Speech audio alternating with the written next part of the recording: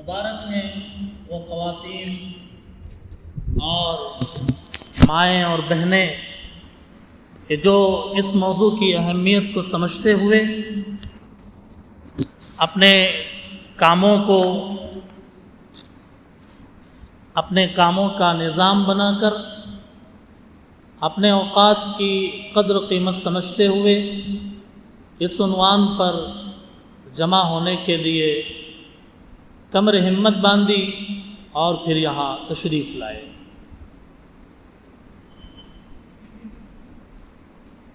جو بھی آئے اس کے لیے کامیابی ہے، ان کے لیے اللہ تعالیٰ کے وعدے ہیں، رسول اللہ صلی اللہ علیہ وسلم کے بشارتیں ہیں۔ ویسے تو اللہ تعالیٰ کا ذکر جہاں پر بھی ہوتا ہے وہاں پر اللہ تعالیٰ کی رحمت برستی ہے اور ان سب بیٹھنے والوں کو اپنے دامن رحمت میں لے لیتی ہے۔ اسی لیے علماء فرماتے ہیں کہ دین کی بات کو ادب سے سننا چاہیے، دین کی بات کو بے ادبی سے سننا، دین کی بات کو غفلت سے سننا، دین کی بات کو اپنے پرسنل باتیں کرتے ہوئے سننا یا ادھر ادھر کے کاموں میں مصروف ہو کر سننا، یہ دین کی بات کے ادب نہیں ہے بلکہ اس کی بے ادبی سمجھی جاتی ہے۔ الحمدللہ جامع مسجد میں شب معراج کے وقت سے لے کر یہ ہمارا تیسرا پروگرام ہے۔ شب معراج میں بھی شب معراج سے کچھ دن پہلے ایسا ہی ایک پروگرام خواتین کے لیے رکھا گیا تھا جس کے اندر شب معراج کا پیغام امت کے خواتین کے نام اس عنوان پر بیان ہوا۔ رمضان المبارک کے مصروف ترین مہینے کے بعد بقرعید عید الاضحیٰ سے پہلے ذی الحجہ کے مہینے کے ابتداء میں اور آغاز میں عشرہ ذی الحجہ کی فضیلت، ذی الحجہ کے ابتدائی 10 دنوں میں کرنے کے کام، قربانی کے احکام، قربانی کے مسائل، سیدنا ابراہیم علیہ السلام اور سیدنا حضرت اسماعیل علیہ السلام کے واقعات سے امت کو روشناس کرایا گیا۔ محترم خواتین، ہماری کوشش یہ ہے کہ جس طریقے سے مرد حضرات جمعے کے اندر آ کر جمعے کا بیان سنتے ہیں، جس طریقے سے مرد حضرات دین کے نام پر بہت سارے مجلسوں میں شرکت کرتے ہیں، جلسوں میں جاتے ہیں، مشورے میں جاتے ہیں، ایسے ہی ہماری کوشش یہ ہے کہ امت کے ماں بہنوں کو بھی دین کی بات معتبر علماء کرام کے ذریعے سے سننے کا موقع ملے، کیونکہ یہ دین جتنا مردوں کا ہے اتنا عورتوں کا بھی ہے۔ اس دین پر عمل کرنے میں جتنے مرد محتاج ہیں اتنے ہی محتاج امت کی مائیں بھی ہیں۔ جس طریقے سے اس امت کے مردوں کو نماز پڑھ کر جنت میں جانا ہے، اسی طریقے سے نماز پڑھ کر دین کی بات سن کر دین کی اہمیت کو جان کر اپنے گھروں میں قرآن کریم کی تلاوت کے ذریعے سنتوں پر عمل کرنے کے ذریعے امت کی ماں بہنیں بھی جنت میں جانے والی بن جائیں۔ اور یہ اس وقت تک ممکن نہیں ہے، یہ اس وقت تک ناممکن ہے، محال ہے کہ جب تک ہماری ماں بہنیں اللہ اور اس کے رسول کی بات، قرآن کی آیتوں کی تفسیر، احادیث کی تشریح جب تک سنیں گی نہیں، مسائل کو جانیں گی نہیں، تو اس وقت تک عمل کرنا مشکل ہو جائے گا۔ محترم خواتین، علم ایک روشنی ہے، علم ایک روشنی ہے، اور جہالت ایک اندھیرا ہے۔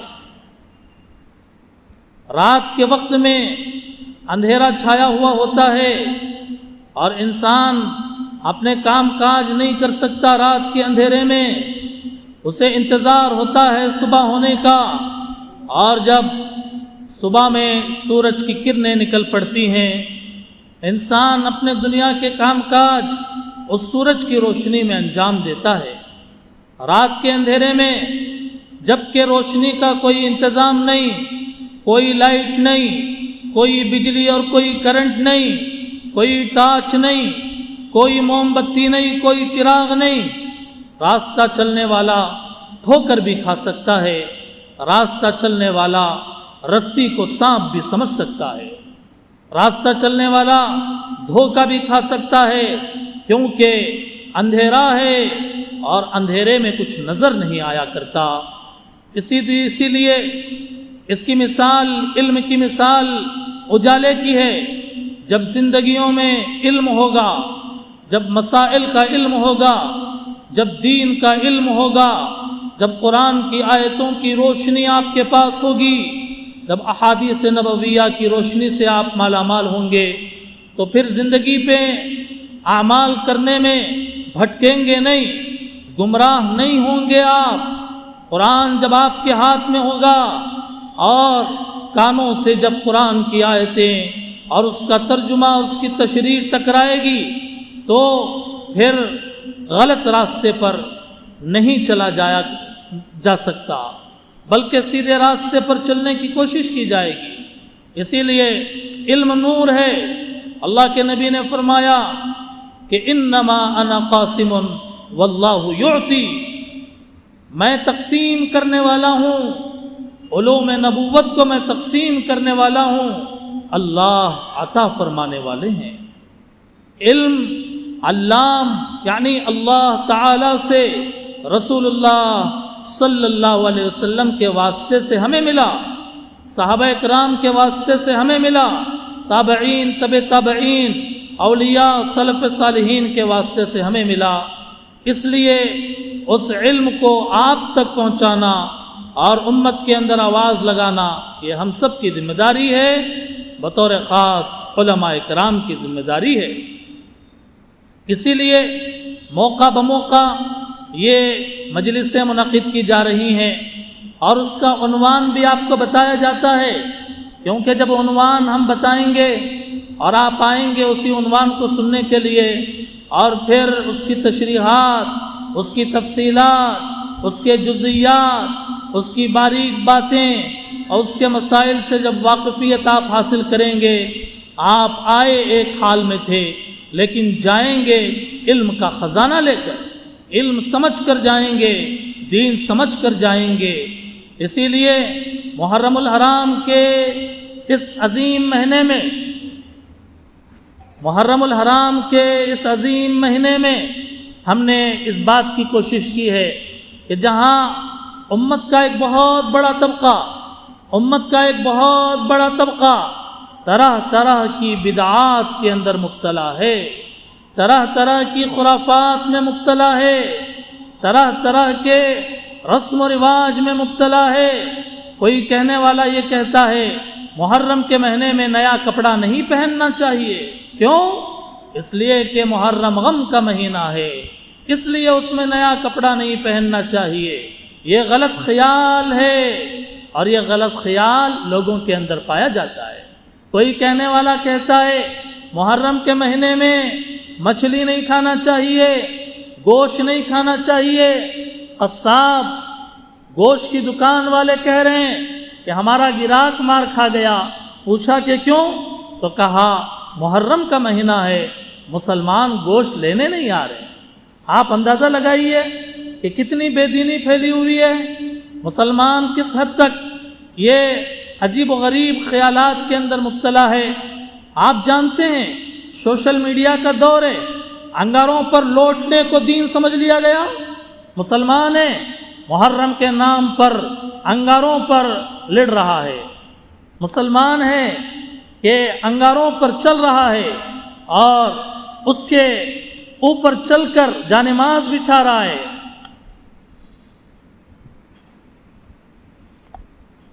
اس کے اوپر جانماز بچھا رہا ہے اور نمازیں پڑھ رہا ہے۔ دیکھنے والے غیر مسلم بھائی یہ کہہ رہے ہیں یہ تو مسلمان ہے، سر پہ ٹوپی ہے، یہ تو درگاہوں کے پاس بیٹھ کر انگاریں بچھا کر اس پہ ناچ رہے ہیں، کود رہے ہیں اور طرح طرح کی حرکتیں کر رہے ہیں۔ غیر مسلموں کے سامنے اسلام بدنام کسی اور نے نہیں کیا بلکہ ہمارے بھائیوں نے بے سمجھی میں کیا ہے۔ آج کیا کیا ہوتا ہے محرم الحرام کے مہینے میں، ہم سے زیادہ آپ اچھی طرح جانتی ہیں کیا کیا خرافات 10 محرم کے دن ہوتی ہے، اور کیسے کیسے تعزیے اور عالم کے جلوس نکالے جاتے ہیں، کیسے کیسے ڈھول پیٹے جاتے ہیں، اور کیسے کیسے ماتم کیا جاتا ہے، چہروں کو لوچا جاتا ہے، زنجیروں سے سینوں کو پیٹا جاتا ہے، زنجیروں سے سینوں کو پیٹا جاتا ہے، اپنی انگلیوں کے درمیان میں بلیڈیں دبا کر اپنے سینے پر مار کر وار کر کے خون نکالا جاتا ہے، اور کہا جاتا ہے یا حسین یا حسین یا حسین۔ دیکھا نہیں آپ نے مسلمانوں کے نام پر کیے جانے والے ان خرافات کو؟ کیا آپ کے نظر میں وہ چیزیں نہیں آئی؟ حیدرآباد کی گلیوں سڑکوں میں، میر عالم پہ، دارالشفا کی سڑکوں پہ، پرانے شہر میں، اور شیعہ جہاں رہتے ہیں وہاں پر کالے کپڑے پہن کر ننگے بدن اپنا لباس اتار کر گویا زنجیریں لے کر اپنے سینے پیٹا جاتا ہے، نام لیا جاتا ہے سیدنا حسین رضی اللہ تعالی عنہ کا۔ کہا جاتا ہے کہ ہم حسینی ہیں، ہم حسینی ہیں، حسین کی محبت ہمارے دلوں میں ہے، حسین کے جذبات ہمارے دل میں ہیں، اور ہم اہل بیت کے عاشق ہیں۔ یہ باتیں کہی جاتی ہے اور بتائی جاتی ہے، ہماری آنکھیں دیکھتی ہے، لیکن جب تک جانیں گے نہیں۔ مسلم شریف کی روایت میں کیا ہے؟ مسلم شریف کی روایت کے اندر ہے، مسلم شریف کی روایت کے اندر ہے، اللہ کے نبی نے فرمایا لیس منا من ضرب الخدود، لیس منا من ضرب الخدود وشق الجیوب ودعا بدعوى الجاہلیہ۔ اللہ کے نبی نے فرمایا وہ آدمی ہم میں سے نہیں ہے، وہ آدمی ہم میں سے نہیں ہے، یعنی مسلمانوں میں سے نہیں ہے، مسلمانوں میں سے نہیں ہے، وہ مسلمانوں کے طریقے پر نہیں ہے وہ، کہ جو اپنے چہرے کو پیٹے، اپنے چہروں کو پیٹے۔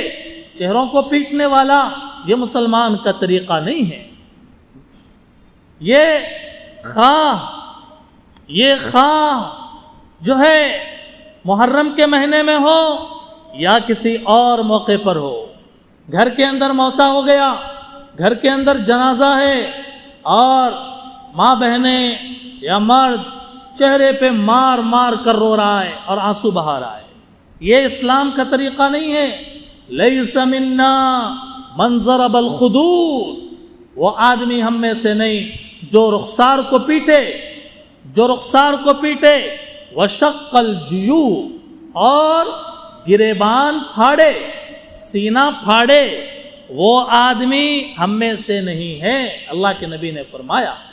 اسی لیے آپ اچھی طرح سمجھ لیجئے کہ جو لوگ بھی یہ کام اور یہ حرکتیں کرتے ہیں، میں اپنی بات نہیں بتا رہا، یہ کسی عالم کی اور کسی اسکالر کی بات نہیں ہے، یہ اللہ رب العزت اور اللہ کے رسول کا فرمان ہے۔ اللہ کے رسول نے بات فرمائی ہے کہ زنجیریں مارنے والا، چہرے پھوڑ لینے والا، خون نکالنے والا وہ ہم میں سے نہیں ہے، یعنی مسلمانوں کے طریقے پر نہیں ہے۔ محترم خواتین، آج محرم الحرام کے اندر کیا کیا خرافات اور کیا کیا بدعتیں ہوتی ہیں۔ یہ محرم کے مہینے کو غم کا مہینہ لوگ کہتے ہیں اس مہینے کے اندر شادی نہیں کرنا چاہیے، شادی کرنا منحوس ہے۔ لوگ کہتے ہیں کہ محرم کے مہینے میں شادی نہیں کرنا چاہیے۔ پوچھئے ان لوگوں سے کہ حضرت صفیہ رضی اللہ تعالی عنہا اور سرور دو عالم حضرت محمد صلی اللہ علیہ وسلم کا نکاح کون سے مہینے میں ہوا؟ محرم کے مہینے میں ہوا۔ محرم کے مہینے میں اللہ کے رسول نے اپنے صفیہ رضی اللہ تعالی عنہا سے نکاح فرمایا۔ اگر محرم کے مہینے میں نکاح کرنا منحوس ہوتا، میرے نبی کیسے نکاح فرماتے؟ میرے نبی نکاح نہیں کرتے۔ دوسری بات سمجھ لیجئے کہ جنوری، فروری، مارچ، اپریل یہ عیسوی کیلنڈر کے مہینے ہیں، یہ 2024 و 25 یہ عیسائیوں کے کیلنڈر کے حساب سے چلتا ہے کہ حضرت عیسیٰ علیہ السلام کی ولادت کے اعتبار سے یہ کیلنڈر چلتا ہے۔ میرے ماں بہنوں، ہمارے مسلمان اور اسلام کے اندر جو کیلنڈر کا نظام ہے وہ جیسے رمضان کا مہینہ، شوال کا مہینہ، سال کے 12 مہینے، اور سال کے 12 مہینوں میں پہلا مہینہ ہے محرم کا مہینہ۔ اسلامی سال کے 12 مہینے کیا آپ کو معلوم ہے؟ جنوری سے دسمبر تک سب کو یاد ہے، لیکن آپ ذرا ٹھنڈے دل سے سوچئے کہ کیا اسلامی مہینوں کے نام ہمیں معلوم ہے؟ اسلامی مہینے کے، اسلامی سال کے کا پہلے مہینے کا نام محرم الحرام، دوسرے مہینے کا نام صفر المظفر، تیسرے مہینے کا نام ربیع الاول، چوتھے مہینے کا نام ربیع الثانی، پانچویں مہینے کا نام جمادی الاولیٰ، اور چھٹے مہینے کا نام جمادی الثانیہ، اور ساتویں مہینے کا نام رجب المرجب، اور آٹھویں مہینے کا نام شعبان المعظم، نویں مہینے کا نام رمضان المبارک، 10ویں مہینے کا نام شوال المکرم، 11ویں مہینے کا نام ذی قعدہ، اور 12ویں مہینے کا نام ذی الحجہ ہے۔ کیا آپ جانتی ہیں، کیا ہم اپنی اولاد کو ہم نے یہ بات بتائی ہے کہ بیٹے اور بیٹی یہ ہمارے اسلامی مہینے ہیں؟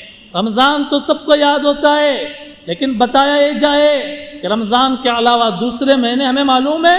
ربیع الاول تو سب کو معلوم ہے کیونکہ نبی کی ولادت ہوئی ہے، لیکن یہ بتایا جائے کہ ربیع الاول کے علاوہ کے مہینے معلوم ہے؟ اگر معلوم ہے تو کیا ترتیب سے آپ کو یاد ہے؟ کیا آپ جانتی ہیں کہ ایک مہینے کے بعد دوسرا مہینہ کیا آتا ہے؟ میں بات یہ بتانے لگا ہوں کہ محرم الحرام کو اللہ رب العزت نے اسلامی سال کا پہلا مہینہ بنایا، اسلامی سال کا پہلا مہینہ بنایا۔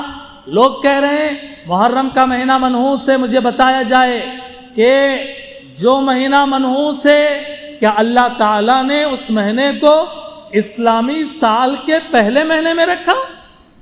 اسی لیے حدیث یہ بتاتی ہے زمانہ برا نہیں ہوتا، زمانہ برا نہیں ہوتا۔ لوگ زمانے کو گالی دیتے ہیں۔ اللہ کے نبی نے کیا فرمایا؟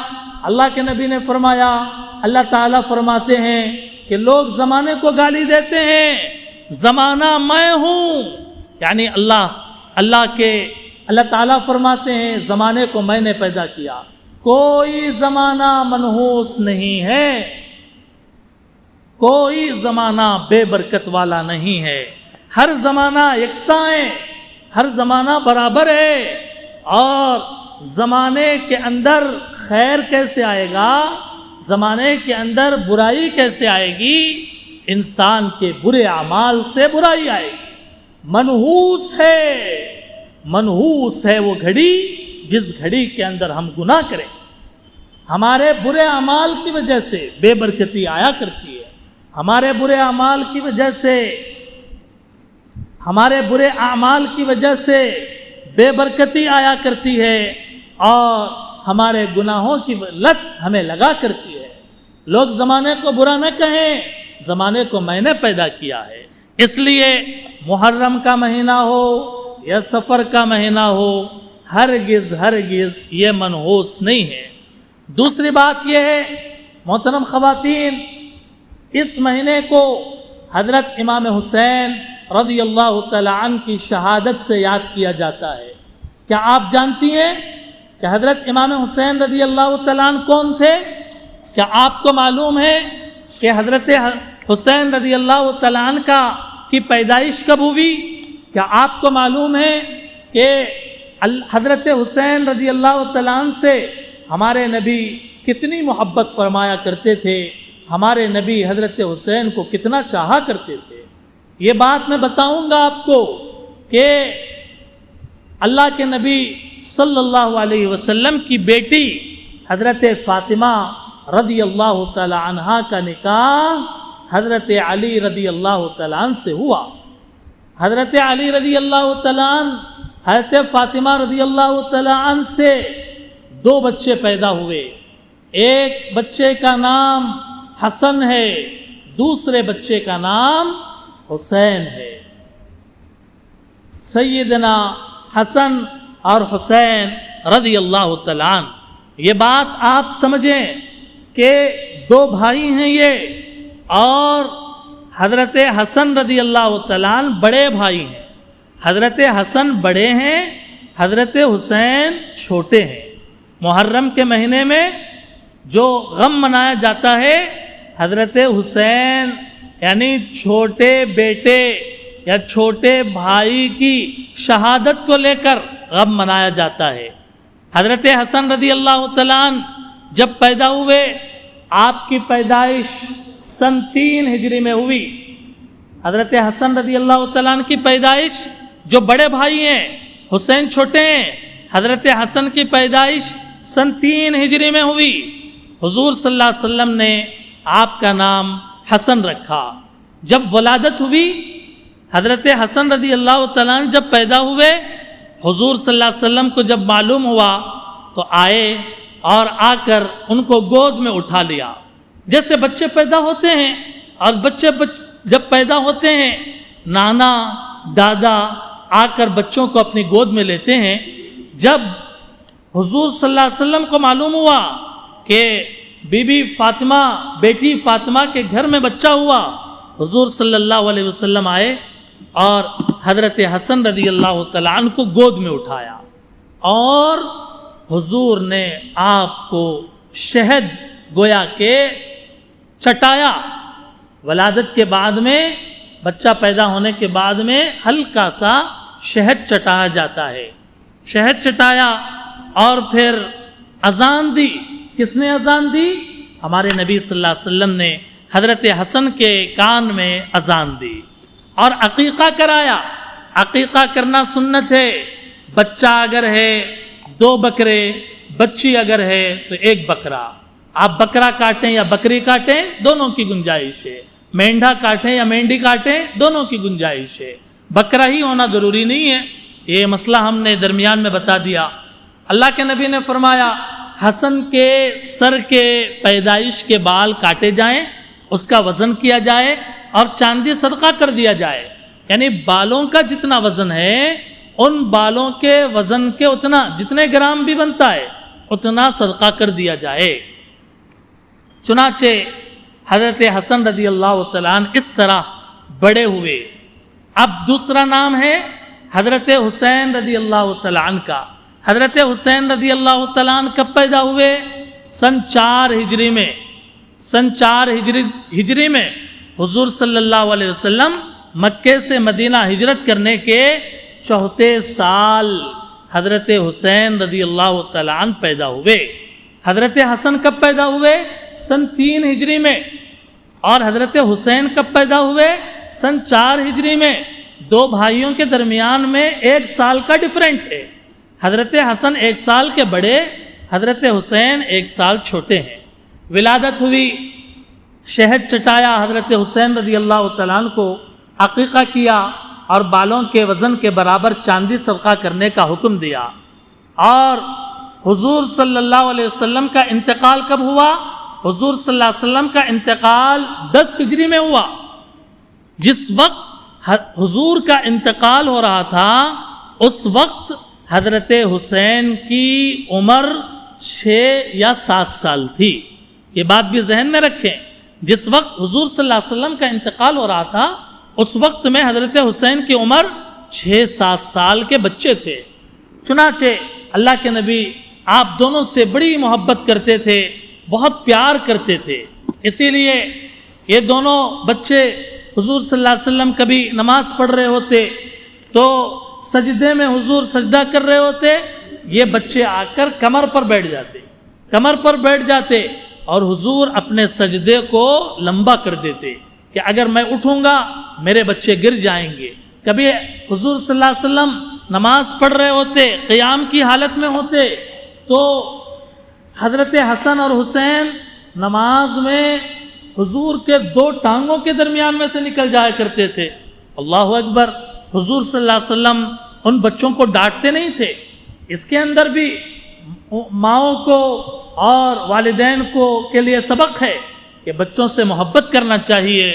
بچے اگر ناسمجھ ہوتے ہیں، نماز کے اندر اگر باہر نماز کے سامنے آ جائیں تو سلام پھیرنے کے بعد ایک تھپڑ نہیں لگانا چاہیے۔ سلام پھیرنے کے بعد میں نماز پڑھ رہا ہوں تو تم آ کر بیٹھ گئے میرے گود میں اور میرے سر پہ بیٹھ گئے، میرے پیٹھ پہ بیٹھ گئے۔ حضور صلی اللہ علیہ وسلم برداشت کرتے تھے۔ 2 ٹانگوں کے درمیان میں سے حسن حسین نکلتے تھے، آپ خاموش رہتے تھے۔ حتیٰ کہ کبھی کبھی حضور صلی اللہ علیہ وسلم ممبر پہ خطبہ دے رہے ہوتے اور اچانک حضرت حسن اور حسین مسجد میں داخل ہوتے۔ حضور اپنے بیان کو روک کر اور حسن حسین کو لے کر اپنے بازو میں ممبر پر بٹھا لیتے اور پھر اپنا خطبہ مکمل فرماتے۔ ترمذی شریف کے اندر یہ سب احادیث کے اندر باتیں ہیں۔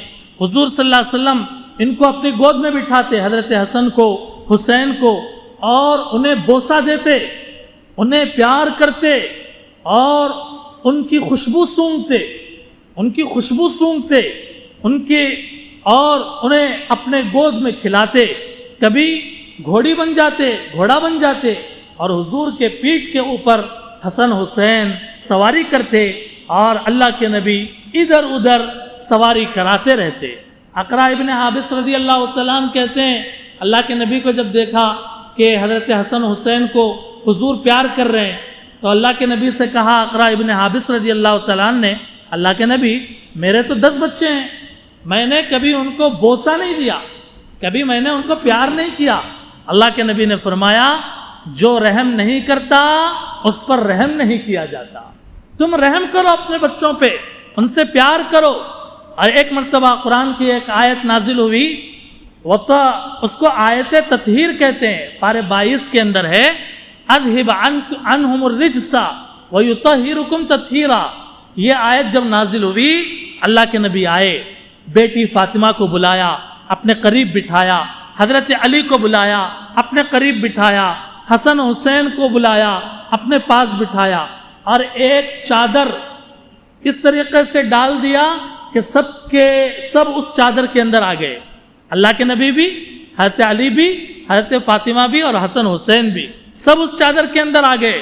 اور اللہ کے نبی نے زبان مبارک سے دعا دی، اے اللہ یہ میرے گھر والے ہیں، اہل بیت ہیں، ان سے گندگی دور فرما دیجئے اور انہیں پاک اور صاف فرما دیجئے۔ بخاری شریف کے اندر ہے، حضرت حسن رضی اللہ تعالیٰ عنہ کو اللہ کے نبی کندھے پر سوار کر لیتے، کاندھے پر بٹھا لیتے اور دعا کرتے تھے، اے اللہ میں ان سے محبت کرتا ہوں، آپ بھی ان سے محبت فرمائیے۔ ترمذی شریف کے اندر ہے، حضرت اسامہ ابن زید جو اللہ کے نبی صلی اللہ علیہ وسلم کے گھر کے خادم تھے، آپ کے گھر کی خدمت کرتے تھے، ایک مرتبہ کسی کام سے حضور کے گھر پہ آئے۔ اللہ کے نبی گھر سے باہر ٹہل رہے تھے۔ حضرت اسامہ ابن زید نے دیکھا کہ اللہ کے نبی ایک چادر اوڑھے ہوئے ہیں اور آپ کے دونوں ہاتھ پھولے ہوئے ہیں، چادر ہے جسم مبارک پر اور دونوں ہاتھ دونوں طرف دائیں اور بائیں طرف کچھ رکھا ہوا ہے۔ اسامہ بن زید کہتے ہیں چادر گرا ہوا تھا، میں نہیں جان سکا کہ اس کے اندر کیا ہے۔ جب میں اپنا کام سے فارغ ہوا اور حضور صلی اللہ علیہ وسلم سے پوچھا گیا کہ اللہ کے نبی یہ آپ کے دائیں اور بائیں طرف یہ جو موٹا نظر آ رہا ہے یہ کیا ہے؟ اللہ کے نبی صلی اللہ علیہ وسلم نے آہستہ سے چادر ہٹایا، ایک طرف حضرت حسن تھے، دوسری طرف حضرت حسین تھے۔ سبحان اللہ، گھر کے باہر اللہ کے نبی اپنے دونوں کولہوں پر، اپنے دونوں کمر کے دونوں طرف میں اپنے نواسوں کو لے کر باہر ٹہل رہے تھے۔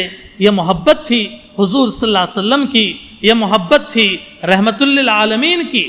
اسی لیے اللہ کے نبی نے کہا حسین منی، حسین مجھ سے ہے اور میں حسین سے ہوں۔ اللہ کے نبی نے فرمایا میرے یہ دونوں نواسے حسن اور حسین یہ جنت کے نوجوانوں کے سردار ہیں، جنت کے نوجوانوں کے سردار بتایا، سیدہ شبابی اہل الجنہ۔ اسی لیے اللہ کے نبی نے فرمایا اے اللہ جو حسین سے محبت رکھے آپ بھی ان سے محبت فرمائیے۔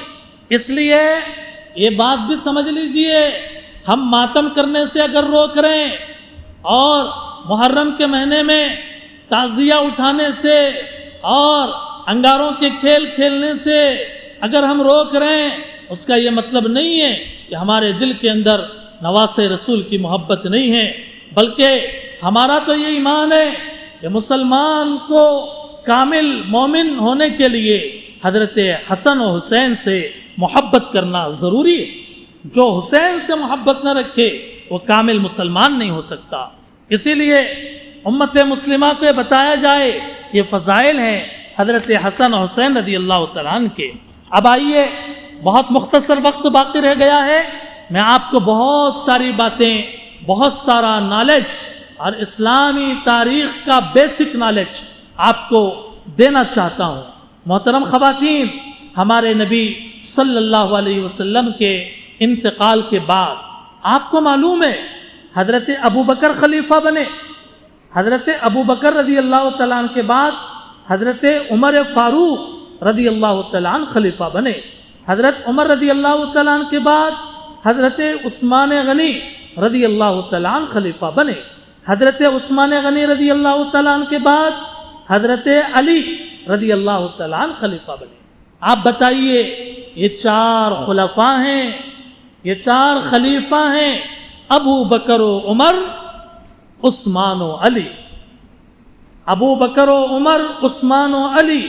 حضرت علی کون ہیں بتائیے؟ آپ خود سے بولیے کہ حضرت علی کون ہیں؟ حضرت حسن و حسین کے والد ہیں، حضرت حسن حسین کے ابو جان ہیں۔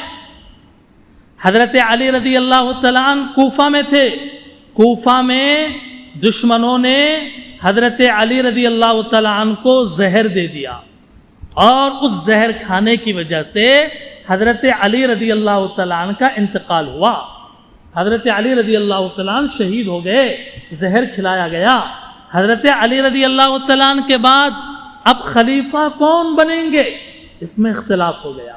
بڑے غور سے سنیے، حضرت علی رضی اللہ تعالیٰ عنہ کے انتقال کے بعد ایک طرف حضرت امیر معاویہ صحابی ہیں، امیر معاویہ صحابی ہیں، یہ اپنے آپ کو امیر کہتے تھے، علی کے بعد میں امیر ہوں، اور حجاز میں، شام میں، دمشق میں جہاں جہاں تک اسلام پہنچا تھا، حضرت امیر معاویہ نے اپنے ہاتھ پر بیعت کرا لیا سب کو کہ میں امیر ہوں، میں تمہارا خلیفہ ہوں۔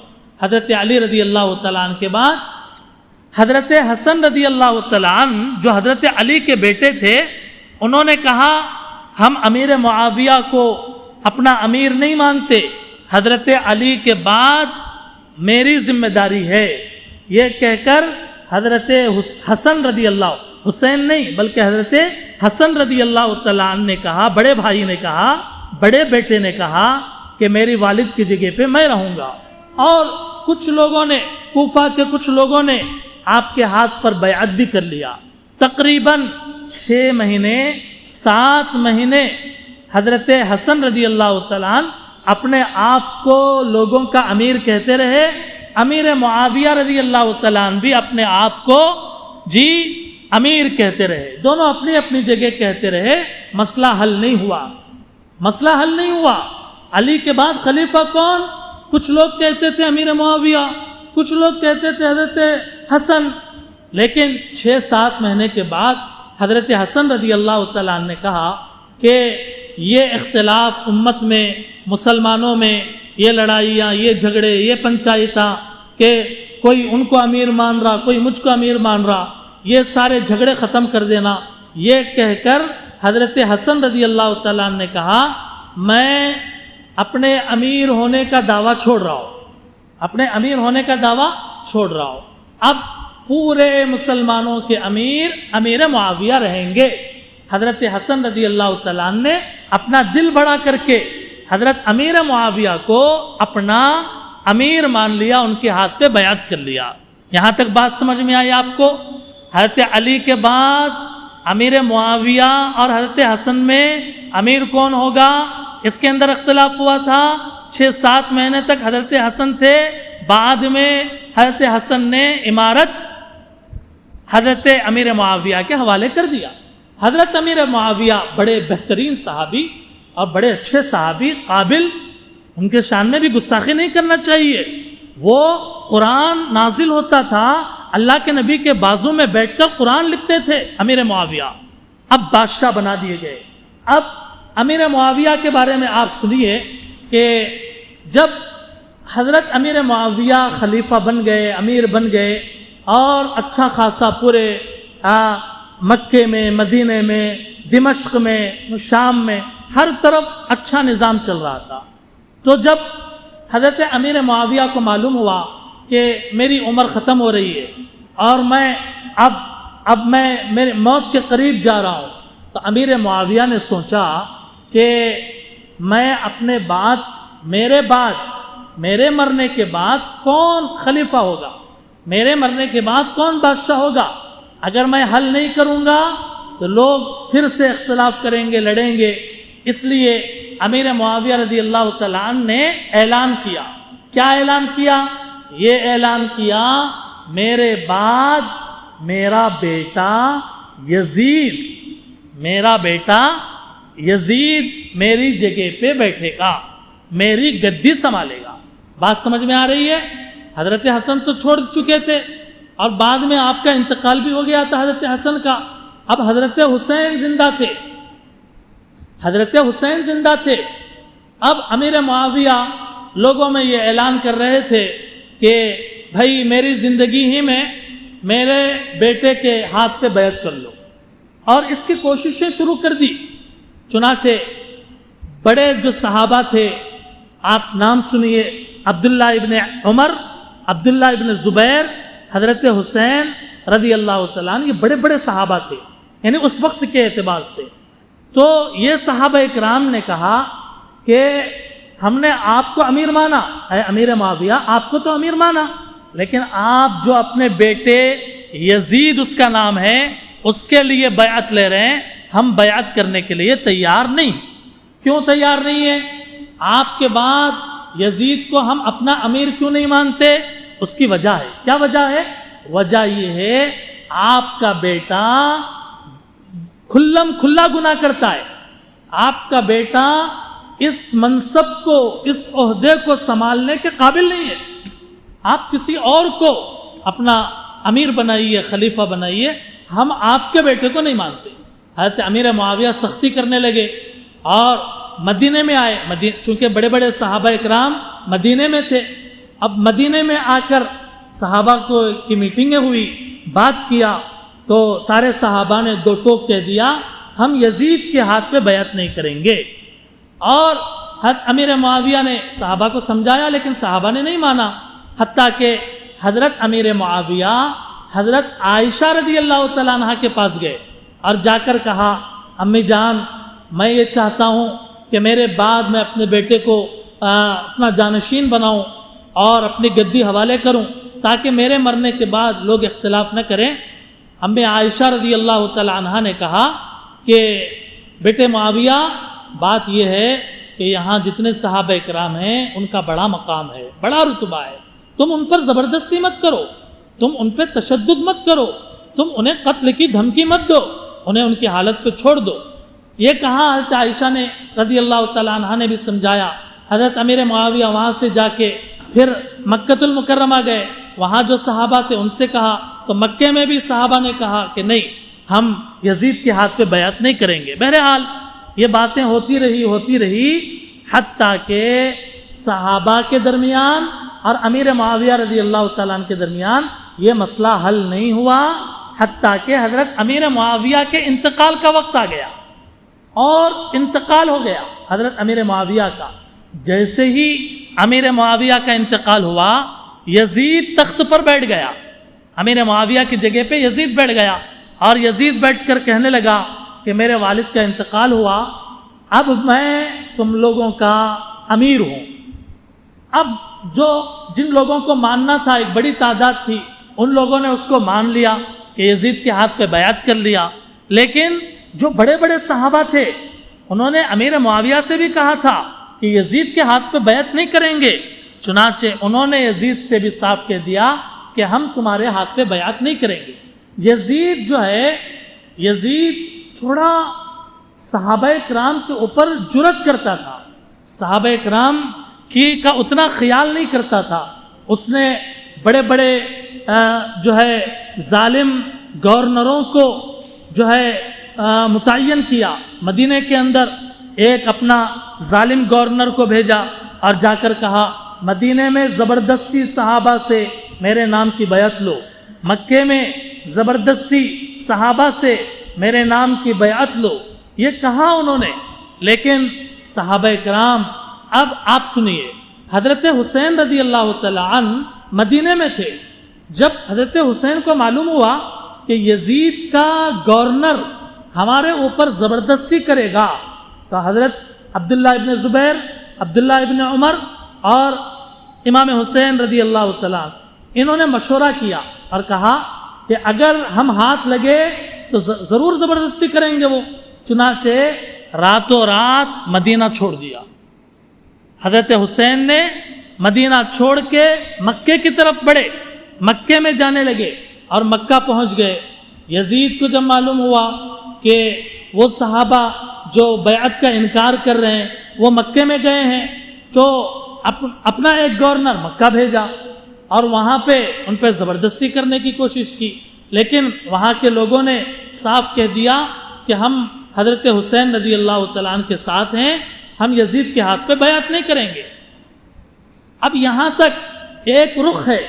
اب آپ سنیے، حضرت علی اور حضرت حسن جو بڑے بھائی تھے کوفہ میں رہتے تھے، تو کوفہ ایک شہر کا نام ہے، عراق کا ایک شہر ہے، عراق کا ایک شہر ہے کوفہ، وہاں رہتے تھے۔ اب وہاں سے وہاں کے لوگوں نے، کوفہ کے لوگوں نے خط لکھنا شروع کیا، حضرت حسین رضی اللہ تعالیٰ عنہ کو کہا آپ مدینے میں رہیں گے، آپ کو یزید پریشان کرے گا، آپ مکے میں رہیں گے، آپ کو یزید پریشان کرے گا، آپ کوفہ آ جائیے، ہم آپ کے ہاتھ پہ بیعت کرنے کے لیے تیار ہیں، ہم آپ کو اپنا امیر بنانے کے لیے تیار ہیں۔ بات سمجھ میں آ رہی ہے؟ حضرت حسین مدینے سے مکہ آئے، مکہ آنے کے بعد کوفہ کے لوگوں نے، جو عراق سے کوفہ کے لوگوں نے خطوں پہ خط لکھنا شروع کیا، حتیٰ کہ اتنے خط لکھے بڑی تھیلی بھر گئی خطوں سے۔ حضرت حسین رضی اللہ تعالیٰ سوچ میں پڑ گئے کہ مکے میں رہیں گے یزید پریشان کرے گا، مدینے میں رہیں گے یزید پریشان کرے گا، کوفہ کے لوگ بلا رہے ہیں تو میں کیوں نہ چلا جاؤں وہاں۔ چنانچہ حضرت حسین رضی اللہ تعالیٰ عنہ نے سوچنے کے لیے، فیصلہ کرنے کے لیے اپنے چچیرے بھائی، ان کا نام مسلم ابن عقیل ہے، حضرت حسین کے چچیرے بھائی تھے، ان کو کہا کہ آپ ایسا کیجئے، میں مکے میں رہوں گا، آپ کوفہ چلے جائیے، وہاں سے لوگ خط لکھ رہے ہیں مجھے، آپ وہاں جا کے حالات دیکھیے کیا حالات ہیں، وہاں کے لوگ کیا کہہ رہے ہیں۔ تو مسلم ابن عقیل کو انٹیلیجنس کے طور پہ اور جو ہے تحقیق حال کے لیے ان کو بھیجا۔ مسلم ابن عقیل کوفہ گئے، جیسے ہی کوفہ گئے لوگوں نے بہت استقبال کیا اور بہت ویلکم کیا اور بہت اچھا ان کے ساتھ معاملہ کیا، اور روایتوں میں ہے 12,000 یا 18,000 لوگوں نے کوفہ پہنچنے کے بعد مسلم ابن عقیل کے ہاتھ پر بیعت کر لیا، کہا کہ حضرت حسین کو آپ بلائیے، ہم آپ کے ساتھ ہیں، یہ اعلان کیا انہوں نے، کوفہ کے لوگوں نے۔ مسلم ابن عقیل نے جب وہاں کے حالات دیکھے، رپورٹ لکھی، کوفہ سے رپورٹ لکھ کر، خط لکھ کر بھیجا مکے کو، اس کے اندر لکھا کوفہ کے حالات بہت اچھے ہیں، یہاں کے لوگ بہت اچھے ہیں، ایسا ہے پورے حالات۔ حضرت حسین مطمئن ہو گئے، ماشاءاللہ خطوط بھی انہوں نے لکھے، ویلکم بھی کیا، انہوں نے انویٹیشن بھی دیا، حالات بھی اچھے ہیں، چنانچہ جانے کا من بنانے لگے، جانے کا ارادہ کرنے لگے مکے سے کوفہ کی طرف۔ مکے کے اندر جو صحابہ تھے انہوں نے کہا کہ آپ ہرگز مت جائیے، آپ اگر کوفہ جائیں گے کوفہ کے لوگوں نے آپ کے والد کو زہر دیا، کوفہ کے لوگوں نے آپ کے بڑے بھائی کو نہیں بخشا، آپ کو بھی نہیں بخشیں گے۔ مکے میں صحابہ نے حضرت حسین کو سمجھایا، حضرت حسین نے کہا نہیں بھائی، مسلم ابن عقیل وہاں جا کر دیکھے ہیں اور پورے حالات میرے سامنے ہیں، میں جا رہا ہوں، یہ ارادہ کیا اور نکل گئے۔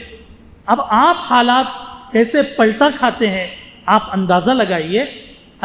حضرت حسین رضی اللہ تعالیٰ عنہ جب نکلے کوفہ کے لیے تو مکے سے جب نکل کر ایک منزل تک گئے، ایک پڑاؤ تک گئے، سجاہ نامی مقام تک گئے تو وہاں پہ ایک شاعر ملا، فرزدق شاعر۔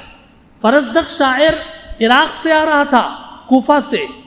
حضرت حسین رضی اللہ تعالیٰ نے پوچھا کیا حال ہے عراق کے لوگوں کا، کوفہ کے لوگوں کا کیا حال ہے؟ فرزدق شاعر نے بڑی پتے کی بات کہی، اس نے کہا کوفہ والوں کے دل آپ کے ساتھ ہیں، کوفہ والوں کے دل آپ کے ساتھ ہیں، یعنی دل میں محبت ہے آپ کی، لیکن ان کی تلواریں بنی امیہ کے ساتھ ہیں، یزید کے ساتھ ہیں، ان کی تلواریں بنی امیہ کے ساتھ ہیں اور دل آپ کے ساتھ ہے۔ یعنی فرزدق نے جو کہا کہ کوفہ والوں کے دو پہلو ہیں، وہ کبھی ایک طرف بات کرتے ہیں، کبھی دوسری طرف بات کرتے ہیں، آپ سے بھی محبت کی بات کریں گے، لیکن جب ان کے اوپر کوئی یزید کی طرف سے پریشر پڑے گا وہ آپ کی پھر احترام نہیں کریں گے وہ لوگ۔ فرزدق شاعر نے بڑی پتے کی بات کہی۔ حضرت حسین نے سنا، لیکن چونکہ مسلم ابن عقیل کے رپورٹ پہ مطمئن تھے، آگے بڑھے آگے بڑھے آگے بڑھے۔ اب دیکھیے حالات، یزید کو جب معلوم ہوا کہ حضرت حسین مکے سے کوفہ جا رہے ہیں تو کوفہ کا جو گورنر تھا اس کو خط لکھا کہ آپ کے پاس کوفہ میں مسلم ابن عقیل حسین کا قاصد آیا ہے، تم اس کے اوپر کوئی کارروائی کیوں نہیں کر رہے ہو؟ اب کوفہ کے جو گورنر تھے نعمان ابن بشیر، ان کا نام صحابی تھے وہ اور حدیث روایت ہے ان کی۔ نعمان ابن بشیر بڑے نرم صحابی تھے، وہ کسی کے اوپر زبردستی نہیں کرتے تھے۔ یزید نے سوچا کوفہ کا گورنر اگر نعمان رہیں گے تو پھر بات نہیں بنے گی اور دال نہیں گلے گی، اس لیے انہوں نے نعمان ابن بشیر کا ٹرانسفر کر دیا، وہاں سے ان کو نکال دیا، گورنر سے معزول کر دیا۔ وہاں پہ ایک کٹر قسم کا یزید نے اپنے آدمی کو وہاں لگایا، اس کا نام عبید اللہ ابن زیاد، اس کا نام عبید اللہ ابن زیاد۔ اور یزید نے حکم دیا، عبید اللہ ابن زیاد کو حکم دیا کہ مسلم ابن عقیل کوفہ میں ہیں، تم اسے پکڑ کر گرفتار کرو یا اس کو قتل کر دو، اس کو پکڑ کر گرفتار کرو مسلم ابن عقیل کو یا قتل کر دو۔ اب دیکھیے حالات بدل رہے ہیں کوفہ کے۔ کوفہ میں نعمان ابن بشیر ہٹ گئے اور عبید اللہ ابن زیاد آیا، مسجد میں بڑا زبردست ڈراؤنا خطبہ دیا، بیان کیا، کوفہ کے لوگ ڈر گئے۔ فرزدق شاعر نے جو کہا کہ دل تو آپ کے ساتھ ہیں لیکن تلواریں یزید کے ساتھ ہیں۔ اب مسلم ابن عقیل کو عبید اللہ ابن زیاد نے پکڑا اور پھر اپنے سپاہیوں کے ذریعے سے اس کو قتل کر دیا۔ اور حضرت حسین نکل گئے کوفہ کے لیے، حضرت حسین کو بھی نہیں معلوم کہ کوفہ میں کیا ہو رہا ہے۔ مسلم ابن عقیل نے اپنی شہادت سے پہلے ایک آدمی کو ذمہ داری دی کہ میں اگر مر جاؤں تو مر جاؤں، لیکن تم میرے بھائی حسین کو یہ پیغام دے دو کوفہ کے حالات خراب ہو گئے۔ مسلم ابن عقیل اپنی موت سے پہلے ایک آدمی کو بھیجے، لیکن وہ آدمی حضرت حسین تک نہیں پہنچا۔ درمیان میں یزید کے سپاہیوں نے اس کو بھی پکڑ لیا۔ نتیجہ یہ حضرت حسین تو اچھے خیال میں، کوفہ میں حالات اچھے ہیں، جب آدھا راستہ پار کر لیے تو اس موقع پر قادسیہ کے مقام سے کچھ پہلے حضرت حسین کو کسی طرح معلوم ہوا کوفہ کے حالات بڑے خراب ہو گئے اور وہاں ان کے بھائی مسلم کو دردناک انداز میں شہید کر دیا گیا۔ حضرت حسین پریشان ہو گئے، یہ حالات کیسے بدل گئے؟ کوفہ کے لوگ کہاں چلے گئے؟ وہ 12,000 18,000 لوگ کہاں چلے گئے؟ چنانچہ حضرت حسین رضی اللہ تعالیٰ عنہ نے سوچا اب کوفہ جائیں گے تو بات اور خراب ہوگی، اس لیے حضرت حسین رضی اللہ تعالیٰ عنہ نے کوفہ جانے کے بجائے راستہ کاٹ کر یزید کے پاس جانے کا فیصلہ کیا تاکہ یزید کے پاس جا کر فیس ٹو فیس بیٹھ کر بات کریں کہ بھئی یہ کیا بات ہے، ہمیں آپ پسند نہیں ہے، آپ نے ہمارے بھائی کو قتل کیوں کرایا؟ تو یہ سب باتیں حضرت حسین دمشق جہاں پہ یزید رہتا تھا دمشق جا کر بات کرنا چاہتے تھے، تو کوفہ کا جو راستے پہ چل رہے تھے راستہ کاٹ کر دمشق کی طرف نکل گئے۔ اب دیکھیے دمشق کی طرف جانے میں تقریباً 40-45 کلومیٹر دمشق کے راستے پر چلے گئے۔ عبید اللہ ابن زیاد کو معلوم ہوا کہ امام حسین کوفہ آنے کے بجائے راستہ بدل کر دمشق کی طرف جا رہے ہیں، چنانچہ اس نے اپنا ایک گورنر، اپنا ایک جنگ کا سپاہی، 2 سپاہی عمرو بن سعد اور اسی طریقے سے شمر بن ذی الجوشن، یہ 2 آدمیوں کو عبید اللہ ابن زیاد نے بھیجا کہ جا کر امام حسین رضی اللہ تعالیٰ عنہ کو روکو، امام حسین رضی اللہ تعالیٰ عنہ کو یزید کے پاس پہنچنے سے روکو، حتیٰ کہ حضرت امام حسین رضی اللہ تعالیٰ عنہ راستہ چل رہے تھے، حتیٰ کہ درمیان راستے میں کربلا سے پہلے، کربلا کے پڑاؤ سے پہلے والے پڑاؤ پر یہ عمرو بن سعد شمر بن ذی الجوشن آ گئے اور آپ کو گھیر لیا، آپ کو سپاہیوں نے گھیر لیا، حتیٰ کہ امام حسین رضی اللہ تعالیٰ عنہ نے کہا بھائی میری آپ کی کوئی لڑائی نہیں ہے، کوفہ کے گورنر سے میری کوئی لڑائی نہیں ہے، عبید اللہ ابن زیاد سے میری کوئی لڑائی نہیں ہے، میں تو یزید سے ملنا چاہ رہا ہوں، اس سے بات کرنا چاہ رہا ہوں، فیس ٹو فیس بات کرنا چاہ رہا ہوں۔ لیکن ان دونوں نے کہا کہ ہمیں عبید اللہ ابن زیاد نے کہا ہے کہ آپ کو آگے نہیں بھیجنا ہے، نہیں جانے دینا ہے، آپ کو یزید سے ملنے نہیں جانے دینا ہے۔ حضرت حسین رضی اللہ تعالیٰ عنہ نے جب کچھ دور آگے بڑھے، ایک مقام پر پہنچے، وہاں رات میں حضرت حسین رضی اللہ تعالیٰ عنہ نے خواب دیکھا، حضرت حسین رضی اللہ تعالیٰ عنہ نے خواب دیکھا، اس خواب کے اندر صاف بتایا گیا کہ حضرت حسین رضی اللہ تعالیٰ عنہ کی شہادت اب قریب ہے۔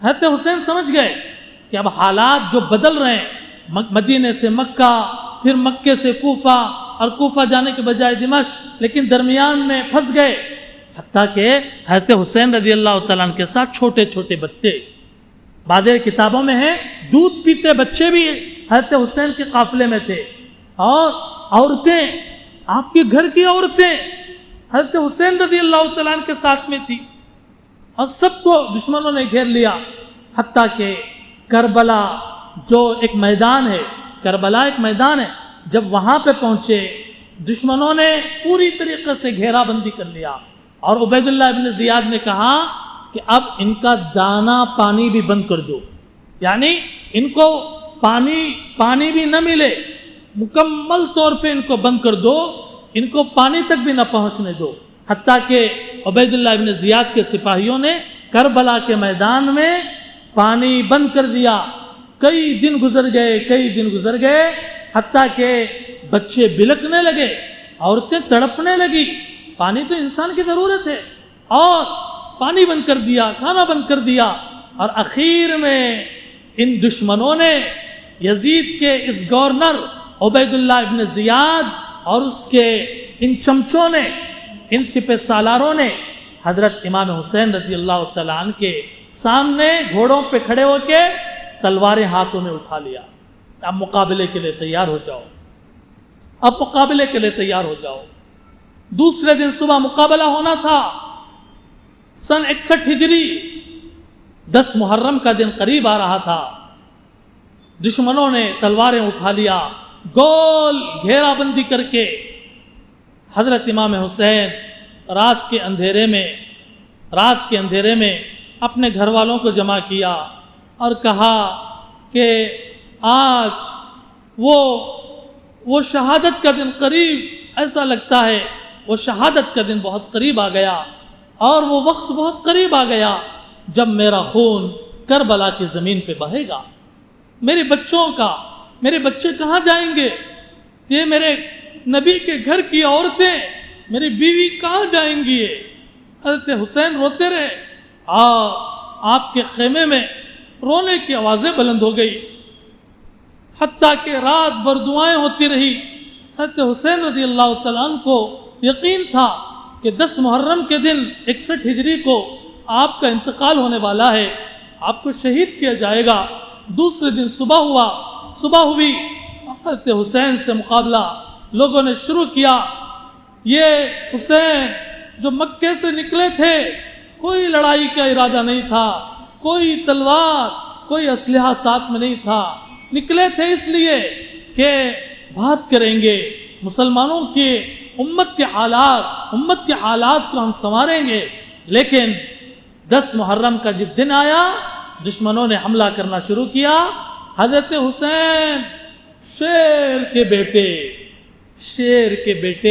شیر کی طرح بڑے زبردست طریقے سے مقابلہ کرتے رہے، لیکن دشمن ہتھیار کے اعتبار سے، سپاہیوں کے اعتبار سے بھی بڑے طاقتور تھے، حتیٰ کہ شمر بن ذوالجوشن نے اور اس کے سپاہیوں نے حضرت حسین پر وار کیا، اور گھوڑے کے اوپر حضرت حسین تھے، اور تیر اور تلوار سے جب حملہ کیا حضرت حسین زخمی ہو گئے، پھر بھی لڑتے رہے، حتیٰ کہ آپ کو گھوڑے سے گرا دیا، اور پھر آپ کے گلے پر چھری رکھ کر کاٹ کر آپ کو شہید کر دیا دشمنوں نے، اور آپ کے حلق میں پانی کا ایک قطرہ پہنچنے نہیں دیا۔ اس مظلومانہ شہادت پر آپ کیا سمجھتے ہیں آسمان نہ رویا ہوگا؟ اس مظلومانہ شہادت پر زمین بلکی نہیں ہوگی، زمین کپ کپائی نہیں ہوگی۔ شہادت تھی حضرت حسین نواسے کے رسول کی، کہ جن کو نبی اپنے ہاتھوں میں اٹھاتے تھے، جن کو نبی پیار کرتے تھے، جو اپنے نبی سے محبت کرتے تھے، اور جو نبی یہ کہتے تھے حسین مجھ سے ہے، میں حسین سے ہوں، ایسے بیٹے کا، ایسے نواسے کا خون کربلا کی زمین میں 10 محرم کو بہایا گیا، 10 محرم کو گرایا گیا۔ میری ماں بہنوں، وہی تاریخ سن 61 ہجری 10 محرم کی ہے کہ جس محرم کے مہینے میں 10 محرم کو حضرت حسین رضی اللہ تعالیٰ عنہ کی دردناک شہادت ہوئی۔ پھر اس کے بعد ظالموں نے حضرت حسین کے عورتوں، گھر والوں کو، بچوں کو حفاظت سے یزید کے پاس بھیجا۔ پھر حالات دوسرے ہیں، اور پھر وہاں سے جو ہسٹری ہے، تاریخ ہے، اس کے بعد کیا ہوا وہ ایک لمبی تاریخ ہے، وقت اس کی اجازت نہیں دیتا، اب زیادہ تفصیل ہم نہیں بیان کر سکتے۔ یہ شہادت ہے، ہر سال 10 محرم کو حضرت امام حسین رضی اللہ تعالیٰ عنہ کا یہ غم منایا جاتا ہے۔ لیکن غم منایا جاتا ہے، لیکن غم کے اندر دل کے اندر درد ہو، تکلیف ہو، بے ساختہ آنکھوں سے آنسو نکلے، بات سمجھ میں آتی ہے، لیکن چیخنا، چلانا، علمیں اٹھانا اور تعزیہ اٹھانا، انگاروں پر لیٹنا اور علم بنا کر، ایک سر بنا کر، اس سر کے اندر ایک ڈنڈا رکھ کر گلی گلی تماشے کرنا، یہ اسلام کی ہرگز تعلیم نہیں۔ یہ حضرت حسین رضی اللہ تعالیٰ عنہ شہادت کے مقام پر فائز ہو گئے، اس طریقے سے حضرت حسین رضی اللہ تعالیٰ عنہ کی شہادت ہوئی۔ حضرت حسین رضی اللہ تعالیٰ عنہ کی شہادت امت کو ایک پیغام دیتی ہے، یہ پیغام دیتی ہے ظالم کے آگے جھکو مت، ظالم کے آگے جھکو مت، ظلم کرنے والے کے آگے گھٹنے نہ ٹیکو، گردن کٹوا دی۔ حسین نے جھکا نہیں، اپنے آپ کو نہیں جھکایا، ظالم کے ہاتھ میں ہاتھ نہیں دیا۔ میرے محترم بزرگوں اور خواتین اسلام، یہ حضرت حسین رضی اللہ تعالیٰ عنہ کی شہادت کا واقعہ ہے۔ انتہائی مختصر کر کے میں نے آپ کے سامنے ایسے طریقے سے کہ آپ کو یہ بات پوری طریقے سے 2-2-4 کی طرح کھل جائے اور واضح ہو جائے، میں نے بیان کی ہے۔ اب آئیے اخیر کے 10 منٹ کے اندر ہم یہ بات سمجھ سکیں کہ اسلام محرم کے مہینے میں کیا کرنے کا حکم دیتا ہے۔ اسلام یہ حکم دیتا ہے کہ محرم کے مہینے میں زیادہ سے زیادہ روزے رکھے جائیں، زیادہ سے زیادہ روزے رکھے جائیں۔ رمضان میں اگر روزے قضا ہو گئے، آپ محرم کے مہینے میں روزے قضا کیجئے۔ آپ نیا کپڑا پہن سکتے ہیں، آپ نکاح کر سکتے، نکاح کی تقریب میں جا سکتے ہیں، اور دکان اوپننگ کی جا سکتی ہے، گھر برانی کی جا سکتی ہے۔ کوئی نحوست نہیں ہے محرم کے مہینے میں، کوئی بے برکتی نہیں ہے محرم کے مہینے میں۔ محرم کے مہینے میں کرنے کا پہلا کام، اگر آپ کے روزے قضا ہیں تو آپ اس مہینے میں زیادہ سے زیادہ روزے رکھ لیں۔ روزے قضا نہیں ہیں، آپ کیا کریں؟ نفل روزے رکھیں، پیر کے دن، جمعرات کے دن روزہ رکھ لیا کریں۔ اور اسی طریقے سے محرم کے مہینے میں 10 محرم کا روزہ رکھنا چاہیے۔ رمضان کے روزے فرض ہونے سے پہلے 10 محرم کا روزہ فرض تھا۔ جب رمضان کے روزے فرض ہوئے، اللہ تعالیٰ نے 10 محرم کے روزے کی فرضیت کو ختم کر دیا۔ کہا کہ جس کا دل چاہے محرم کی 10 تاریخ کو روزہ رکھے، اور جس کا دل چاہے روزہ نہ رکھے، کوئی بات نہیں۔ اس لیے 10 محرم کو روزہ رکھنا ہمارے نبی کی سنت ہے۔ 10 محرم کے دن ہی یہودی بھی روزہ رکھتے ہیں۔ کیوں رکھتے ہیں؟ حضرت موسیٰ علیہ السلام کو فرعون سے نجات ملی۔ آپ کو معلوم ہے وہ واقعہ، میں تفصیل بتانا چاہ رہا تھا لیکن وقت نہیں ہے، کہ فرعون دریا میں ڈوب کر مرا اور حضرت موسیٰ دریا کے پار ہو گئے۔ 6 لاکھ بنی اسرائیل اپنے ساتھیوں کو لے کر حضرت موسیٰ علیہ السلام فرعون سے نجات پائے۔ تو وہ فرعون جو ڈوبا وہ 10 محرم کے دن ڈوبا، حضرت موسیٰ علیہ السلام کو فرعون سے 10 محرم کے دن ہی نجات ملی ہے۔ اور بھی واقعات ہیں 10 محرم کے دن جو پیش آئے، لیکن اسی لیے اس شکرانے میں یہودی روزہ رکھتے ہیں 10 محرم کو۔ اللہ کے نبی نے فرمایا کہ 10 محرم کے ساتھ ایک دن پہلے کا روزہ ملا لو، یا 10 محرم کے ساتھ ایک دن بعد کا روزہ ملا لو۔ آپ سمجھیے، صاف کہہ رہا ہوں کہ محرم میں 10 محرم کے ساتھ ایک تو 10 محرم کا روزہ ہے، اس کے ساتھ ایک اور روزہ رکھیے، 9 محرم کو رکھیے اور 10 کو، اور اگر 9 محرم کو نہیں رکھ سکتے 10 محرم کو رکھیے اور 11 محرم کو۔ بات سمجھ میں آ رہی ہے؟ ایک روزہ تو 10 محرم کا فکس ہے، لیکن اس کے ساتھ پہلے ایک دن کا روزہ رکھ لو، 2 دن، 9 محرم 10 محرم، یا پھر یہ کہ اگر 9 کو نہیں رکھ رہے تو 10 محرم کے ساتھ 11 محرم کا روزہ رکھنا سنت ہے۔ کیا فضیلت ہے؟ فضیلت یہ ہے 1 سال کے گناہ اللہ تعالیٰ معاف فرما دیتے ہیں، 1 سال کے گناہوں کو اللہ تعالیٰ معاف فرما دیتے ہیں، یہ فضیلت ہے۔ تو اس لیے اس روزے کا اہتمام کرنا چاہیے، اپنے گھر کے اندر بھی اس کا اہتمام ہونا چاہیے۔ محرم کے دنوں میں کرنے کا یہ پہلا کام ہے روزہ، اور وہ بھی 10 محرم کا، 11 محرم کا، یا 9 محرم کا اور 10 محرم کا۔ دوسرا کام حدیث کے اندر ہے کہ 10 محرم کے دن اپنے گھر والوں پر کشادگی کرو، یعنی اچھا کھلاؤ، اچھا پہناؤ، یعنی گھر والوں پہ جیسے عید میں یا جو خوشی کے وقت میں گھر کے اندر اچھے ڈشز بناتے ہیں، جی کوئی خاص ڈش بنانا کوئی ضروری نہیں، کھچڑی بنانا ضروری نہیں ہے، جی محرم کا کھچڑا بنانا ضروری نہیں ہے، بلکہ کوئی بھی جو پسندیدہ جو ہے ہمارے گھر کے لحاظ سے جو اچھا ہے اس کے اندر اگر کشادگی کریں گے، حدیث کے اندر فضیلت ہے کہ جو 10 محرم کے دن کشادگی کرے گا اللہ تعالیٰ سال بھر کشادگی فرمائیں گے، سال بھر برکت عطا فرمائیں گے۔ اس لیے یہ کام ہے، ایک تو 10 محرم کا روزہ اور دوسرا رزق کے اندر کشادگی۔ اس کے علاوہ اور جتنے کام ہیں جو لوگوں نے اپنی طرف سے بنا لیے، یہ سب کوئی کام جو ہے صحیح سند سے ثابت نہیں ہے، اور یہ سب بدعات کے دائرے میں آتا ہے، سب خرافات کے دائرے میں آتا ہے۔ اس لیے ان چیزوں سے اجتناب کرنا چاہیے، بچنا چاہیے، محرم کے مہینے کو منحوس نہیں سمجھنا چاہیے۔